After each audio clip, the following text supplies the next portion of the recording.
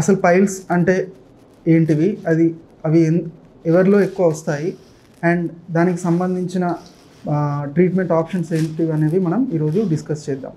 Actually అర్షములలు అంటే మనం motion వెళ్ళే మలద్వారం దగ్గర మనకి నార్మల్గానే రక్తనాళాలు అనేవి ఉంటాయన్నమాట. అవి ఎందుకంటే మోషన్ టైట్గా వచ్చినప్పుడు యానల్ ఓపెనింగ్ డ్యామేజ్ అవ్వకుండా మనకి యానల్ కుషన్స్ లాగా ఆ రక్తనాళాలు అనేవి మలద్వారం దగ్గర మనకు ఉంటాయన్నమాట.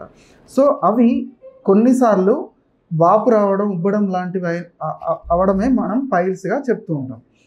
అసలు ఆ రక్తనాళాలు ఎందుకు వాపు రావడము, ఉబ్బడము ఎందుకు జరుగుతుంది అనేది మనం చూసుకున్నట్లయితే మోస్ట్ ఆఫ్ ద టైమ్స్ ఈ అర్షములలు అనేవి కాన్స్టిపేషన్ ఉన్న వాళ్ళల్లో మనం ఎక్కువ చూస్తూ ఉంటాం.